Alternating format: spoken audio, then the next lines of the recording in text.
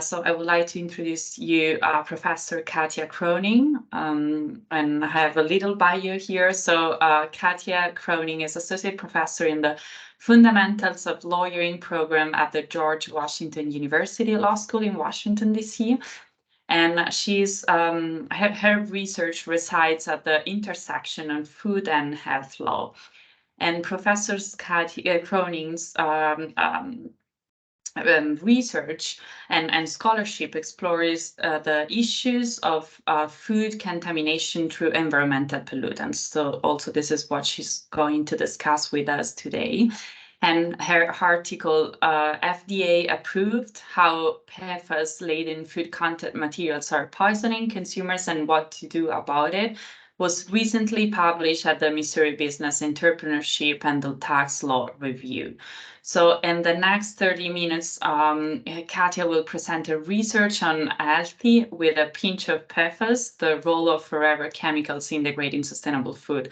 I really found this title very, very interesting. So I really look forward to hearing from you, Katya. So after the presentation, there will be a dedicated Q&A session where you can share your thoughts, ask questions, and let's say engage in a nice discussion. So I would say without any further ado, I now invited Professor Cronin to take this virtual stage. And Katya, I'm going to stop sharing my screen. Hope you're ready to share yours. And please, the floor is yours. Thank you, Dr. Alessandrini, for the introduction and for the invitation to speak. I'm really excited to speak to all of you today, and I'm honored to be the inaugural speaker of this research series seminar. As Mirta mentioned, today what I want to talk to you about is the role of PFAS in degrading what we otherwise think of as healthy and sustainable food. Now, admittedly, this topic is a bit of a downer, and so before diving into it, I do want to mention that there have been some really exciting, we were just talking about this before the seminar started, some really exciting and encouraging developments in the field of food law over the last decade or so, but especially in the aftermath of the COVID-19 crisis.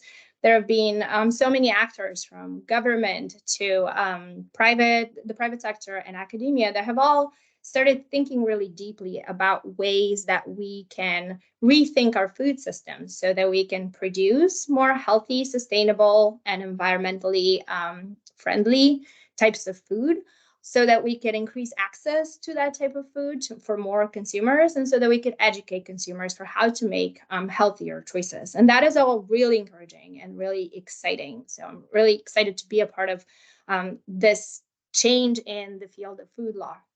But from my approach researching environmental contaminants, what happens every time I hear the term healthy food is that I cringe a little bit, because while there is healthier and less healthy food options out there, the very grim reality is that the environmental mess in which we have gotten ourselves over the past 6 or 7 decades has left us with no truly healthy options. What we think of as really healthy and sustainable food is ultimately still, granted slowly and in the long term, making consumers sick. And that is very sad and very scary. And so my research efforts in this field focus on raising awareness both to consumers and regulators about this problem, and then also thinking through possible solutions down the line, so we could truly, when we say healthy food, truly be referring to food that nourishes our bodies rather than making us sick. And so today, that's what I want to talk to you a little bit about for the next roughly 30 minutes. I've split my presentation in 3 parts because I'm a professor and that's what we do. So first, I want to talk to you a little bit about the ecological problem of PFAS in food. How is it that PFAS find its way to our food systems? Then about the regulatory problem of why PFAS are allowed in our food systems. And then finally, about what the road ahead could look like. And this specifically, this third part, is where I would love to hear your reactions and feedback during the Q&A section, because there are definitely right answers here, but there are no easy answers. This is a very entrenched, scientifically, medically, economically, politically entrenched problem. And so there are no easy solutions that can be implemented tomorrow and then bam, we don't have PFAS in our food system anymore. And so the more people are thinking about these issues and the more voices are heard in potential solutions, the more likely it is that we will finally find a way forward out of this mess. Okay, so the ecological problem, as I mentioned, goes by the name of PFAS. There are many of them, really, but today we're going to talk about PFAS. What are PFAS? PFAS are a class of thousands of different chemicals. By some estimations, there are about 3,000. Other classifications and estimations would go all the way up to 15,000, depending on who you ask. But the point is that this is an ever-evolving class of chemicals, and new chemicals with slight variations in chemical bonds can and do show up every day. And so it is impossible to fully list them exhaustively or to even categorize them systematically in one consistent way. What they all have in common is this carbon-fluorine bond that is virtually indestructible, at least through the natural processes of degradation. And that persistent indestructible bond is also what has earned PFAS the loving name of forever chemicals, which is what you may have heard about in the media over the past few years. They are very persistent in the environment, and that is one of their most scary attributes that we are all dealing with right now. So originally, PFAS were invented by chemical companies in the 1940s and 1950s, and they were used in heavy industrial settings because they possess some really intriguing and honestly helpful, industrially helpful qualities. They are water resistant, they're oil resistant, and they're dirt resistant, and that makes them very good at encoding any sort of surface and preserving the surface. That persistent bond that I mentioned also means that they resist thermal environments, any sort of stress from the environment, including all the way up to radiation. And so again, in industrial settings where you need something that is not going to corrode and it's not going to degrade easily because of the stressors of the industrial environment, those chemicals have proven really helpful. Unfortunately, over the last few decades, PFAS have spread out from their initial industrial setting and have started being used in just about anything. And you'll see soon what I'm talking about. But you probably have already heard about PFAS because they have been in the news so much lately. And the news have picked up largely on two developments. First, science is catching up to the detrimental health. It used to be that people thought PFAS are largely inert and they stay on whatever it is that they're put on. They don't migrate from those properties. They don't degrade, they don't transform, and they don't end up in the environment. And that has proven wrong. And so now we're researching both the detrimental health effects that they have and also realizing just how widespread the contamination of PFAS is in the world. And this is not to scare you, this is actually an old slide. There's been newer research that comes out every day showing additional scary diseases that have been linked to even low dose exposures to PFAS over time. The scariest part is probably about children who are both more susceptible to exposure from PFAS and also have a lot to lose, really, because there are negative birth outcomes that have been associated with exposure to PFAS. There have been developmental delays in children associated with PFAS, vaccine resistance and lowered immune response, as well as childhood obesity. But again, people who have been exposed at higher doses have developed all sorts of cancers and other really scary things. In a nutshell, it's really bad for you. It's something you don't want to be exposed to. It's certainly not something you want to have for lunch. In terms of widespread contamination, again, it is almost impossible to show you where PFAS end up. I'm a very health conscious consumer, and when I walk into my house, I feel like I see PFAS labels popping up on everything that I own, despite how much I try to avoid them due to my professional interest. They're in everything, all the way down to your dental floss and toilet paper and sanitary products. And because of this widespread presence, they ultimately find their way into our food environments as well. The three main contamination routes. First is food contact material. So that's anything that comes in direct contact with food. Think cooking equipment, for example. Teflon has gotten a lot of press, but it's really not just that. It's any kind of coating that resists grease or water damage or heat, griddles, anything that's coated.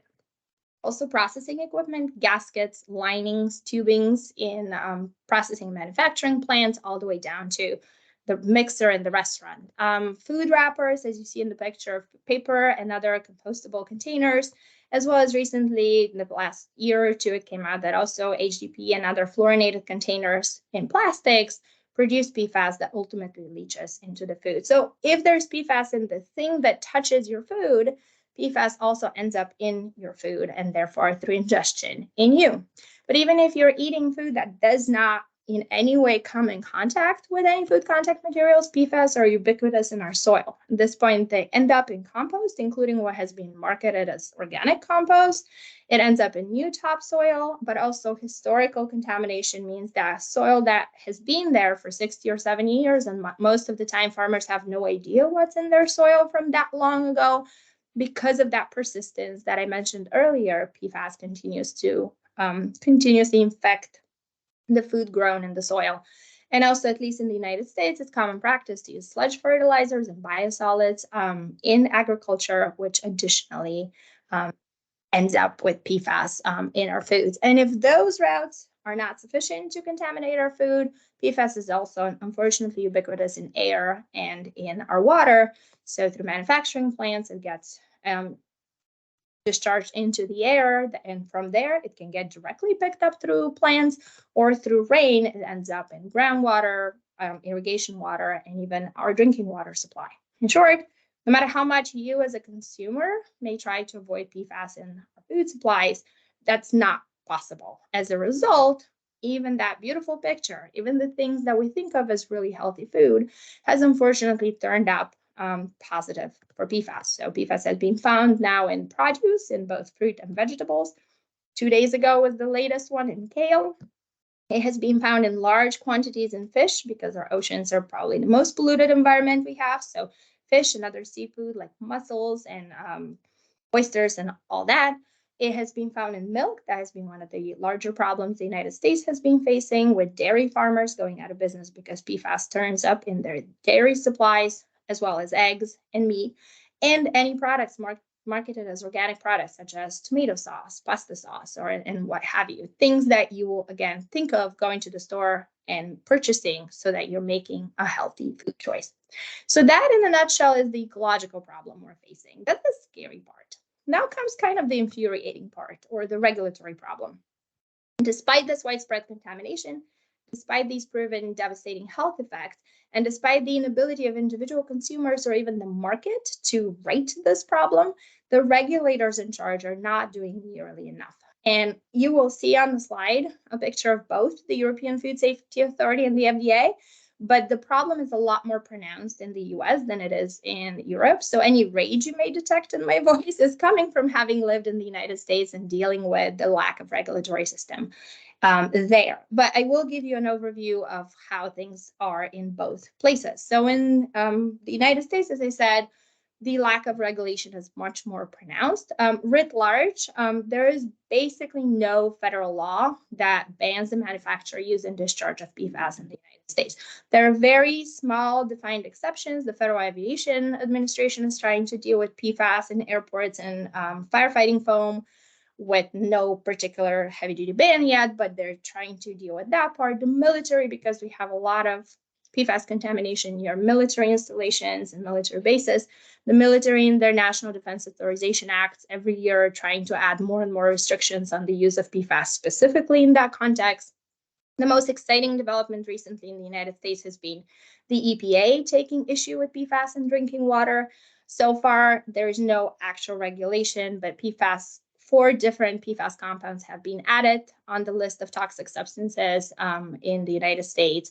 The EPA has revised their advisories to say that there is no safe level of exposure to these PFAS and are currently in the process of soliciting comments for maximum concentration levels in drinking water of those 4. So far from a perfect solution, but a great first step in the environmental context. But as far as the food supply space, there is currently no regulation. In fact, not only is there no affirmative regulation banning it, but currently the FDA approves the use of most PFAS in food contact materials. There are only 2 PFAS of high concern that are subject to voluntary recalls by the manufacturers, but no enforcement, regulation, or enforcement action. So we're affirmatively letting PFAS in our food supply. Beyond that, there is no consistent exposure limits for any PFAS. The FDA has advisory limits that are very different and much higher than the limits used by other agencies, such as the EPA or the National Institute of Science and Technology. So there's no coordination on limits in any way, and in any case, they're not enforceable.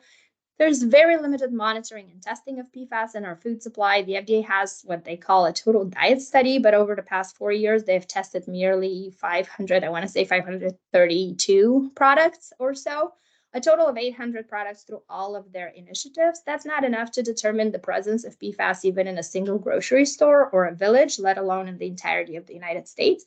And yet that is all the data we're working with on the federal level. All of the data I mentioned earlier about the presence of PFAS in our food supply comes from private testing rather than from government-sponsored testing and monitoring. There's very little research in general, but there's no federal research efforts currently on PFAS uptake by plants or bioaccumulation and biomagnification in animals. USDA, which is another agency in charge of our food supply in the agricultural space, has currently no regulation of PFAS. The only thing they do is currently they acknowledge that PFAS is a problem, at least for farmers. And so they have a fund to help farmers who have found PFAS in their dairy financially, but there's no regulation to actually tell them what to do about either remediation or what to do with the contaminated product. Likewise, the CDC, which is the agency that responds to food contamination by, say, E. coli or salmonella and other types of outbreaks, has no response plan for PFAS.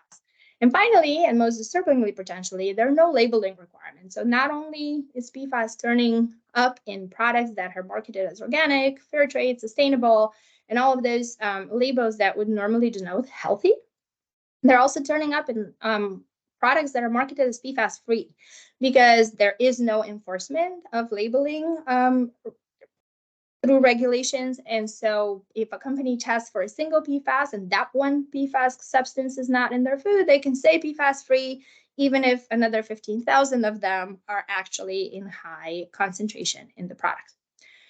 By contrast to this mess, the European Union definitely looks much better. In general, the regulation of PFAS has been much more stringent.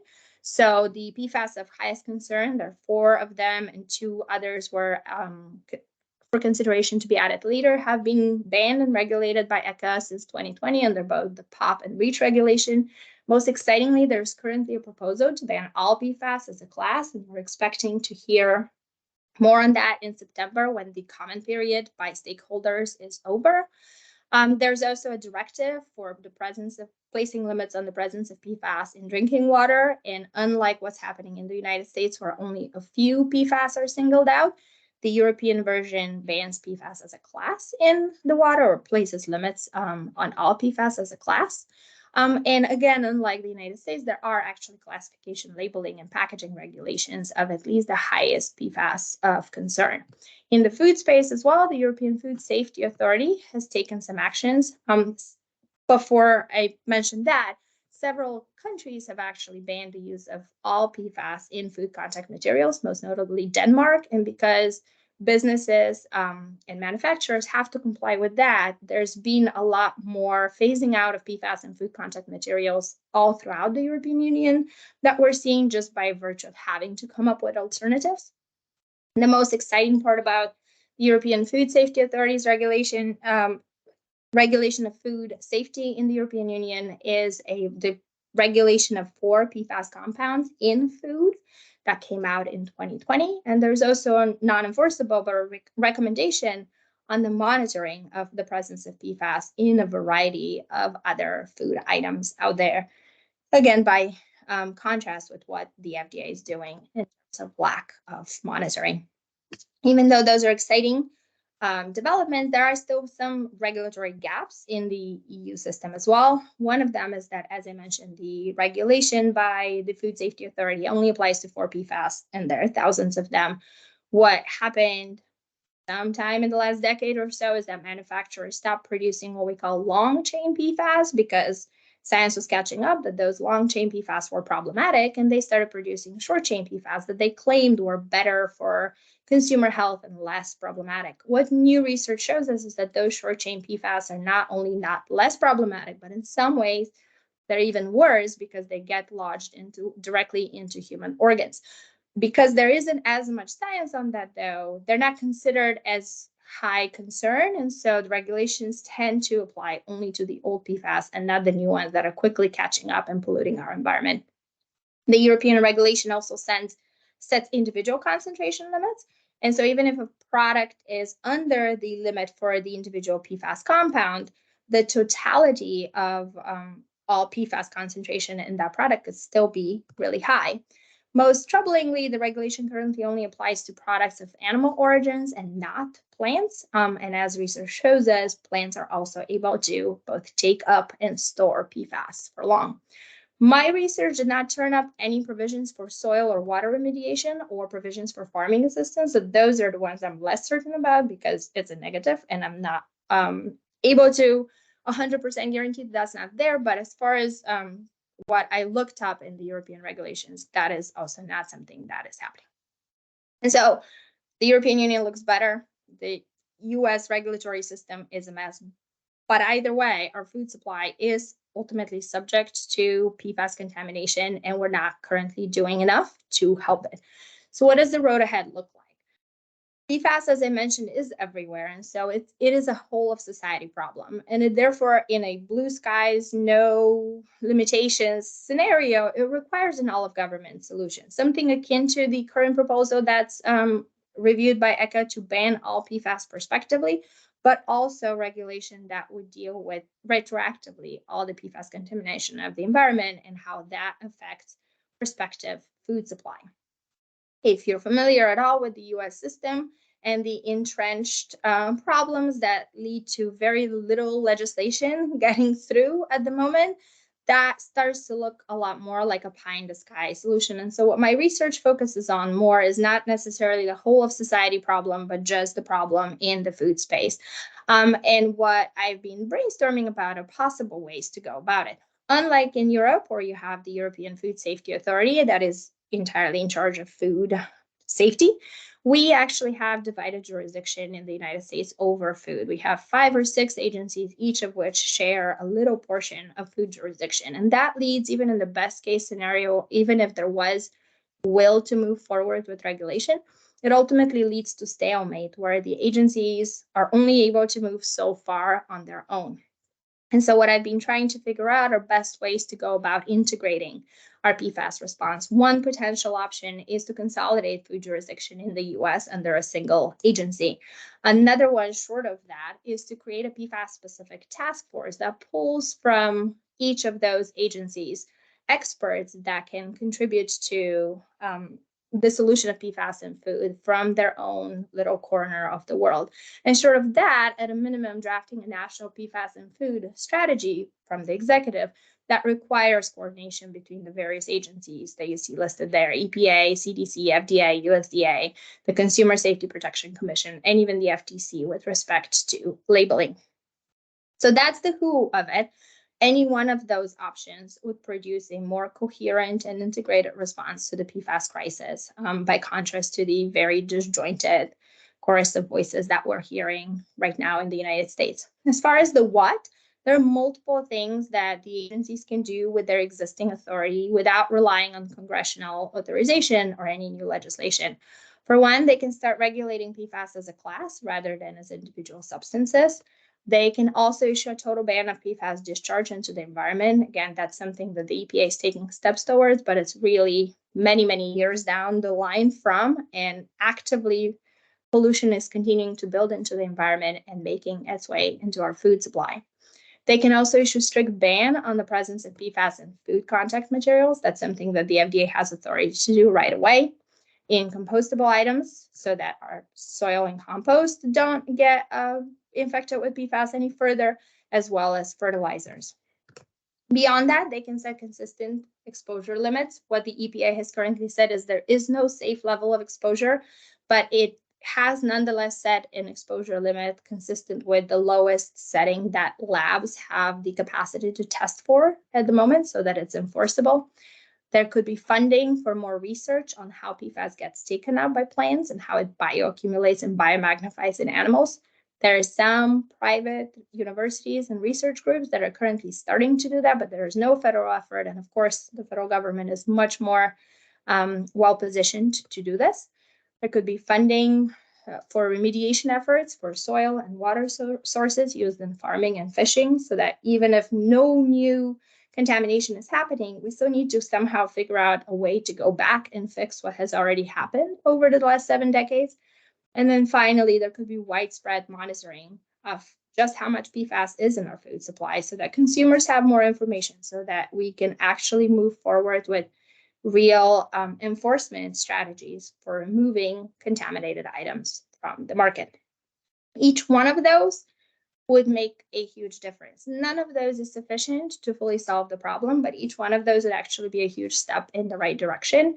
And again, the combination of all of those would leave us in an ideal world where not tomorrow, not next week, not next month, but down the line, we can slowly move towards cleaning up our food supply. So when we say healthy and sustainable, we really mean healthy and sustainable food that is nourishing rather than making us sick. Thank you for sticking with me through all of that. I would, as I said, love to hear your feedback on any of it, but in particular on potential solutions that you may think of or your reactions to what I just said. If you don't get to say anything during the seminar, but you still want to get in contact with me, please use the email that's on that slide, and I would love to hear from you later on as well. Thank you. Well, thank you very much, Katya, for this insightful presentation, really. Yeah, is there any question from the floor?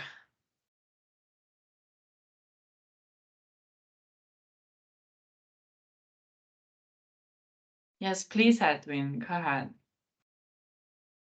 Katya, thanks so much for the super interesting presentation. It's also very, very timely, especially with the Dutch-centered audience, because we just had a huge scandal this week coming out of an investigative journalist platform that had found out that with factory chemicals, DuPont in Dordrecht, which is my hometown, they had been leaking super unprecedented levels of PFAS for 60 years and basically levels that they had not even seen in the US, like 20,000 times worse than sometimes what they had seen in the US.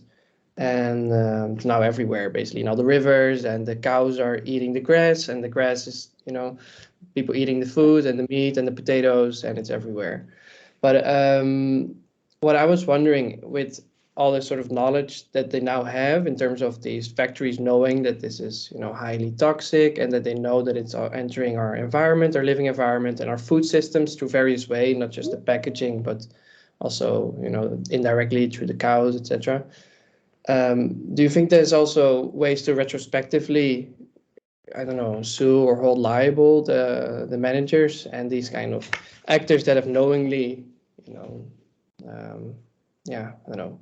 I will post a link of the documentary because they've also released an English version. You might find it interesting because it shows this sort of the transatlantic connection and all the US links.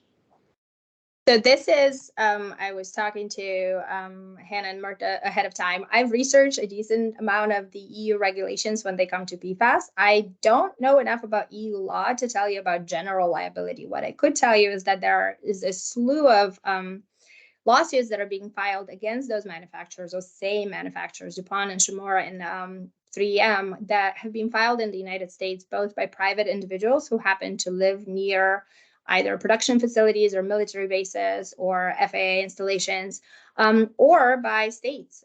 Many attorney generals in the United States have also filed suits. So there is a lot of suits. The first one that most recently settled, I think it settled a couple of weeks ago for several $1 billion. I don't remember the actual number. But more and more, as people are starting to look into this issue, they realize that not only is it that PFAS are bad, and not only are they everywhere, but that the chemical companies seemingly have known about this since almost the beginning.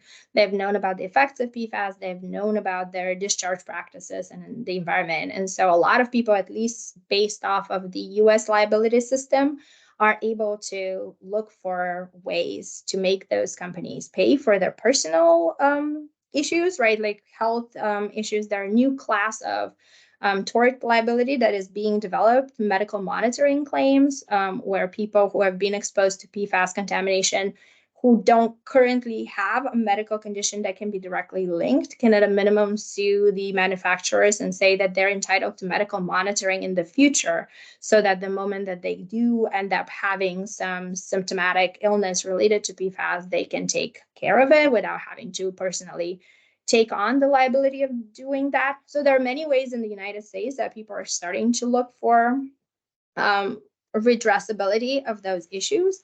Beyond that, though, all of those regulations that we're talking about, I do hear the private side of things with a lot of people from the medical and pharmaceutical companies or the chemical manufacturing companies saying there are no good alternatives. Why is it that a ban on PFAS, that would put so much burden on us? And my response is always, but the burden exists. There's no way to avoid having the burden. And to me, it is a lot more logical and a lot more equitable to put the burden on the chemical manufacturers who not only created this mess in the first place, but who are also only standing to gain financially, to figure out alternatives, to figure out ways forward, rather than to put the burden on consumers or the health system going forward to deal with the aftermath of this widespread contamination. I'm sorry, this is not directly responsive to exactly what claim can be filed in Denmark or in the European Union under EU law. That is beyond my area of expertise, but I hope that the European Union is set in a way that, if not similar claims, other claims can proceed on the basis of that. Yeah, no, that's really super. And yeah, and so it's Dordrecht. It's a town in the Netherlands. It's where I'm from. But it's been like there are huge cover-ups. They apparently knew for 60, 70 years that employees and people around them were getting sick, and it's a huge scandal. So there's also been a sort of a mass claim that Dutch people are trying to get started. But I was also really wondering about this American system now of liability, and things are happening because there's a lot of documents now they're found that the managers were saying we have to make sure that we don't get this information out there because we will be held liable. And that was their main concern, basically, and still is, apparently. But it's super insightful. Thank you. Yeah, and I will just add that the difficulty with those claims has always been not necessarily proving that those chemicals are bad, but that they directly cause the diseases. And honestly, those class actions have been the driving force behind the slew of research that has happened over the past few years. That's why I'm so frustrated with the lack of federal research, but at a minimum, the private lawsuits that are happening, they have the interest to figure out, I need to show that what is happening medically is actually linked to the exposure. And so they've driven a lot of that research, which then spills over to my area and helps the regulators see the direct connection and how the health effects of food contamination and environmental contamination play out. But I look forward to seeing the documentary as well. Thanks. Yeah, I put it in the chat. Thank you. There was a question in the chat. I'm going to. Oh, is PFAS still used widely among industry, or the residual PFAS mainly contaminates the environment? Unfortunately, both. The answer to that will depend both on where you live. If you live in the United States, it is definitely both. PFAS are still very much used widely. If you live in the rest of the world, it also is both. In the European Union, as I said, there have been a lot more efforts to restrict at least PFAS of high concern.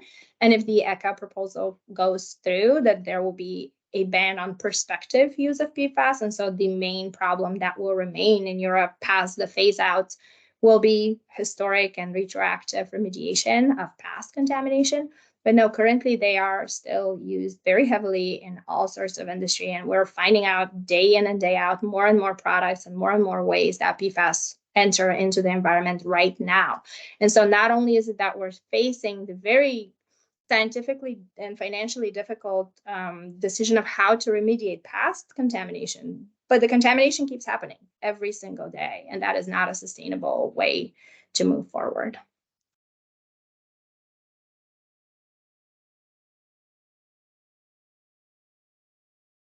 Mirta, you're muted, I think. Oh, sorry. Sorry, Katya. Yeah, I was about to say there is also another question in the chat. I don't know if you want to go ahead with that. Then I wasn't sure if that was a question or a comment to Edwin's yeah, I don't concern know, about Niels, if you want to add upon. I mean, yeah, it's not really a question, so more of a comment. yeah. I do wonder about the yeah. transnational issues.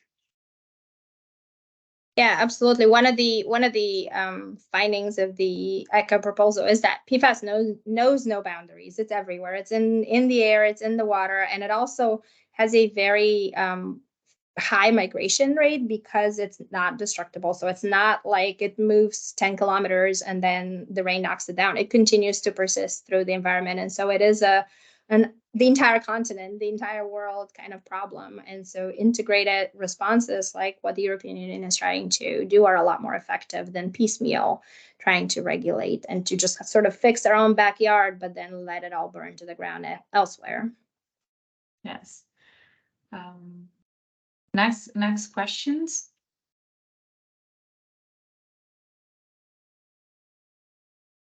I saw that Marit had a question. I don't know if you still want to ask it.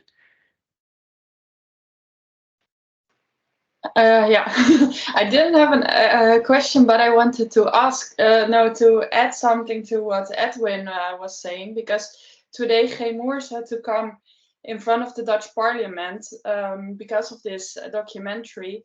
And what happened actually, because I live 1 kilometer away from this DuPont factory, and I also tested my blood for my PFAS levels. So it's a really big scandal here in Dordrecht.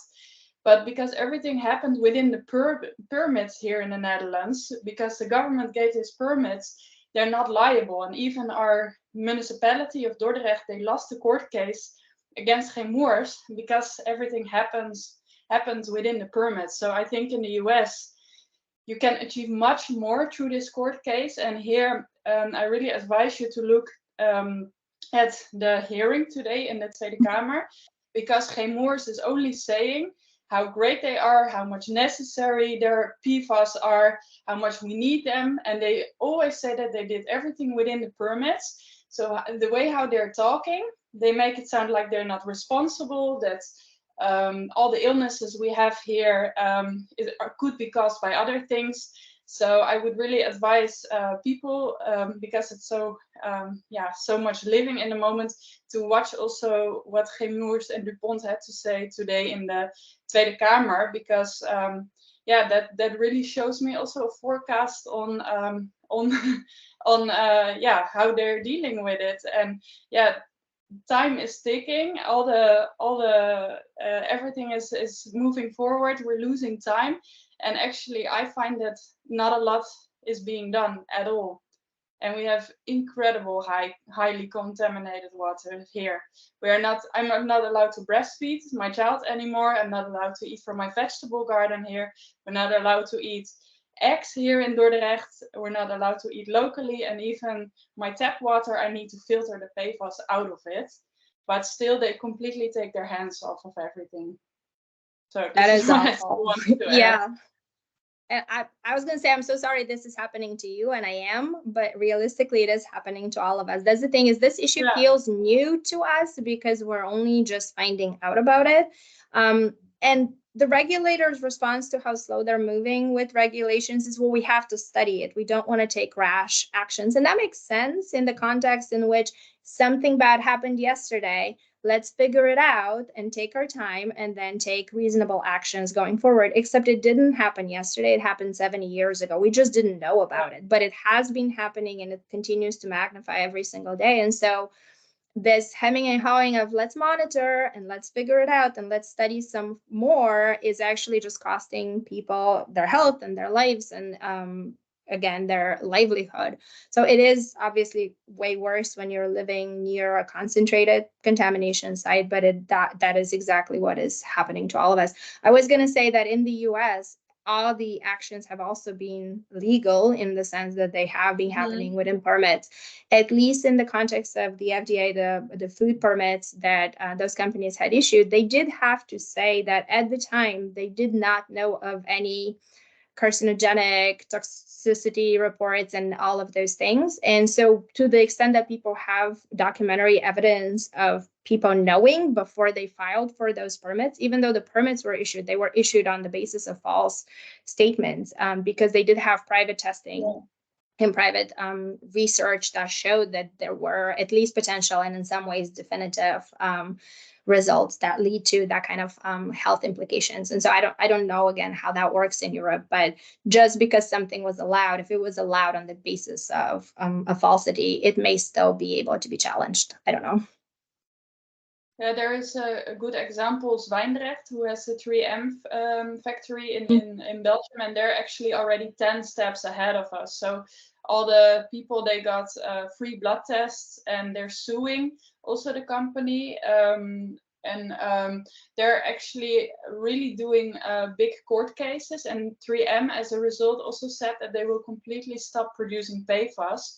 So we have to hope that DuPont and G. Moers would actually say the same, because it's quite good news that the company completely stops. But unfortunately, they completely think differently about it. And yeah, to illustrate how bizarre it is, they even advertised here on the bus stops with how much they are necessary in the world, and that the excellent chemistry from Dordrecht is being used in our daily products, and that everyone needs it.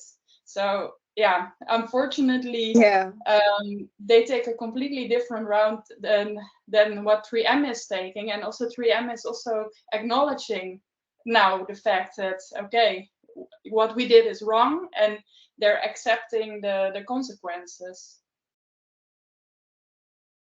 That is truly awful, which is why I was saying not only is there no way for each individual consumer to get out of this mess, but the market is not going to fix it either, because there are such strong economic pressures for the use of PFAS. So we truly need a regulatory solution to make this right. Thank you very much also, Marit, for sharing your experience. Then we have, I think, another question in the chat. I don't know, Katya, if you can see it. Yeah, I do. Could this problem be challenged by human rights? That's a very interesting perspective. I know that the state of Maine has put in their sort of like a food contract with their citizenry that every person has the right to access to healthy food. And so Maine has been, California and Washington State have done a lot on PFAS. Maine has been the state that is pushing forward with food in particular. And so a lot of their efforts, I think, at least in theory, are driven by this idea that we do have a human right to healthy food. There is no, however much PFAS can be doing good in other products, whether it's protecting some heavy industrial machinery really well and it's helping us build our houses, there is no actual good use in food. It should not be in food. Food should not be making us sick, and it should not have these chemicals. And so it's a really interesting perspective. I don't know as far as enforcement how far it goes, but at least as an idea and as a basic social contract, it is a great animating principle. Thank you. Hannah? Thank you, Katya. Yeah, thank you for the presentation. I mean, it's obviously an extremely interesting and sort of saddening topic. And although, of course, in some way we can act most perhaps effectively locally, and perhaps the European Union is at a point of even coming out with a universal, quasi-universal ban on PFAS, I think the problem itself is clearly of a global dimension, right? Because even if we in the European Union manage to ban PFAS, then still, the PFAS doesn't have borders. It's going to migrate globally. And therefore, I think the question really in terms of solution, because I think that's also what you were asking, what do you think in terms of solutions? I think the European Union regulation is, a nice step, and it's sort of perhaps the closest thing we have. But I think if we really want to solve actually the problem, we probably have to think about a global regulatory framework, right?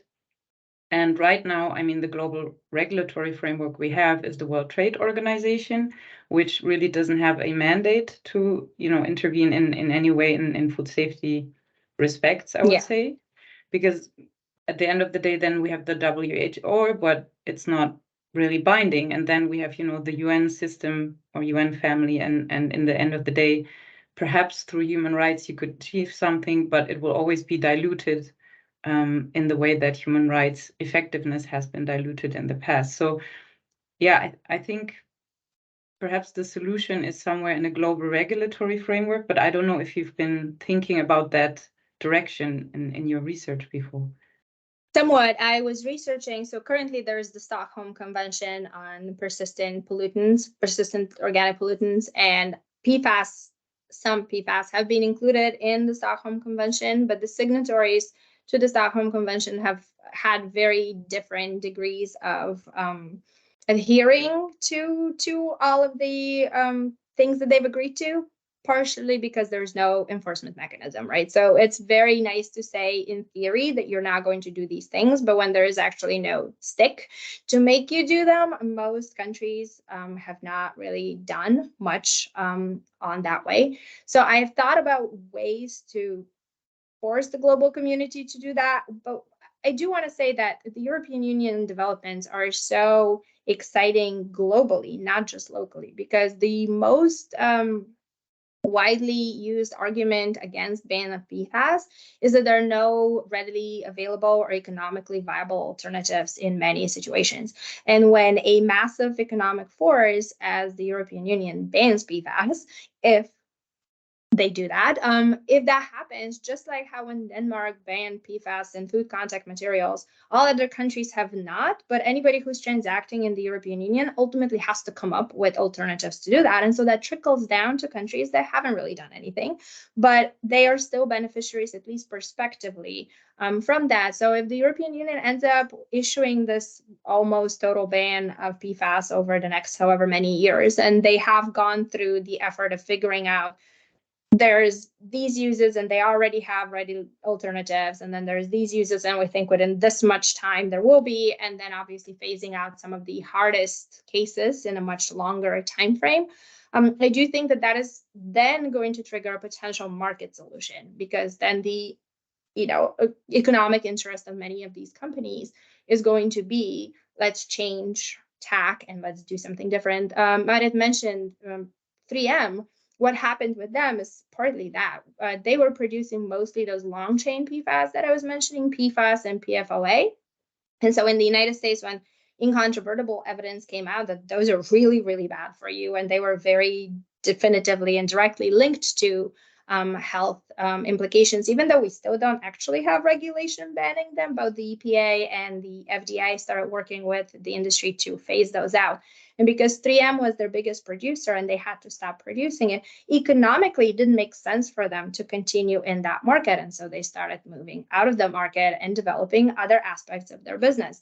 DuPont and Chemours have not had to do that because they had a bigger portfolio of chemicals. So ultimately, it comes to hitting them in the wallet. And if the European Union is not a market where PFAS-laced products can exist, then globally, slowly, at least prospectively, I suspect that more and more alternatives are going to become first available and then economically viable so that other countries can use them. The concept of retroactive remediation obviously still remains, and that is a global problem, and that is something that would need a global solution, and I honestly don't have that. Thank you. Thank you. If I can jump on that, so we have, few minutes left. Sorry, I talk a lot.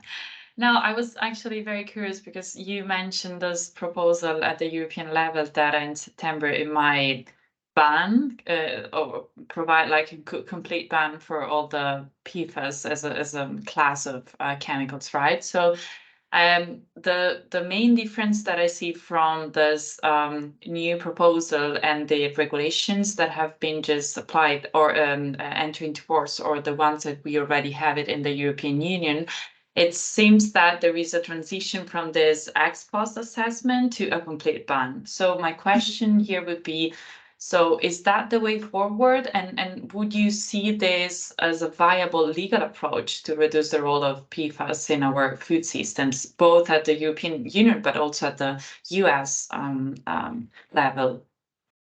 Yeah. Yes, in an ideal world, that would be the way forward, or at least partially the way forward. Again, there will always be the historic contamination that we'll have to deal with. And while it's historic in our environment, it's perspective in our food systems, because if it's in our soil and it's in our water and it's in our air, then any food that gets produced subsequently still in the future continues to be contaminated. So there definitely needs to be attention turned to that end. And my understanding of the proposed ban is that it bans the placing of any product with added PFAS at certain different limits. But I'm not sure if quote unquote naturally occurring PFAS, because it gets taken up by the soil, I'm not sure that that qualifies. And so I'm not really sure how much of that ban is like ultimately going to translate to the food products that we have on the market that are not intentionally being manufactured with food contact materials laced with PFAS. But as I mentioned, because this problem is not new, the problem is old, the ex-post regulations that we have make sense in many other contexts, because we want to first see the data that we have a problem, and then when we measure, then we want to regulate. But a prospective ban and ex-ante solution that assumes that there's going to be a problem without having to wait for the data is definitely the way forward here, because time is not just ticking, it has ticked, and we're definitely behind by decades on addressing the problem. So yeah, as I said, I think that there is very little sense in figuring out ways to clean our environment if the pollutants continue entering our environment with absolutely no ban prospectively. So that would be a wonderful solution, at least in the European Union. We can only dream of that in the United States in the next decade or so. But as I said, at least the market could take over from that point on and move things. Well, thank you very much. I think we still have time for those 2 questions. I don't know, Katya. So as far as easily accessible information on PFAS and medical issues, there is easily accessible information. There is very little definitive information, because as you can imagine, when you're exposed to something, all environmental contaminants pose that same problem. When you're exposed to something and then 40 years later, you develop a health condition, it's very difficult to trace that to just one source. But actually, the European Commission's documents on those issues are very informative, because they have done the hard work of connecting the dots as much as possible and trying to summarize the studies. As far as the difference health-wise between long and short chain PFAS, the long chain PFAS biopersist for longer, which is why the chemical companies are saying that the short chain PFAS, they leave your body after 2 months or 3 months rather than 30 years, as some of the long chain PFAS have done. However, what has been discovered is that the long chain PFAS were attracted to fatty tissues, and so they would go into your muscles and into that kind of tissue, whereas the short chain ones are attracted to organ tissue, and so they directly attack your kidneys, they directly attack your thyroid. And so even though there's a much shorter period of time that they stay in your body, they do just as much damage. When it comes to reproductive issues, the same is true. When a pregnant woman ingests short chain PFAS, they go straight for the embryo, and it causes a lot of negative birth outcomes and developmental delays. So we're learning, again, more and more every day, because the short chain PFAS were offered as a replacement. So they've been on the market less time. But what we're seeing is that while the long chain PFOS, and PFOA that were first manufactured are now in the blood of like 97% of Americans and almost all the population worldwide, their levels are still decreasing because the environmental impact is starting to lessen. And then the newer ones like Gen X and some of the shorter chain newer PFAS chemicals are very rapidly catching up as far as exposure. And so even though they've only been around for a decade, they're starting to be so ubiquitous as well, that they're very scary. And unfortunately, regulation has not caught up to that yet. Sorry. I might not be able to read this fast enough before our time ends, but if someone wants to summarize it for me, or if it's a comment, I would love to read that after the end of the. Yes, I think it just asks the chances of having basically PFAS litigation. So in the Netherlands, there was this Agenda climate case, which was pretty famous. Because it was a successful sort of climate-based litigation, and it was successful in the Netherlands. So the question is basically whether PFAS would be standing a chance to have a similarly successful, I guess, litigation, even if it is against the state, right? Because if the licenses exonerate the companies, there is still, I think, the state liability claim that remains residually. And then either you choose to pierce the license veil, or the state could be held liable. That's fascinating. I like to think I have an opinion on everything. I don't know about this one, but I would actually love to research that more, because that is really interesting and something I haven't thought about. Thank you.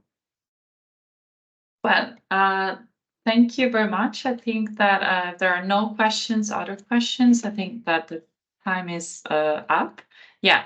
And it's first of all, thank you very much, Katya, for this super interesting and insightful presentation. This is such a hot topic, especially now in the Netherlands. So thank you very much.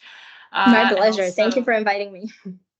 And I mean, it was a pleasure to have you here as our first speaker for the first edition of the seminar. So thank you very much. If you're all interested in joining the FLAN, I will leave you here in the chat the email. I'm gonna do it right now.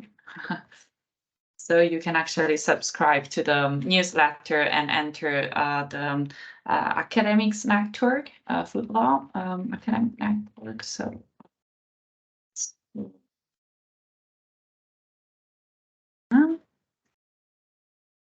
okay, I think I got it right. Okay, and we see each other in the next seminar. Thank you very much, everybody. Have a nice evening. Thank you so much. Have a wonderful week. Yeah, and a nice summer break. As well. Ciao. Bye.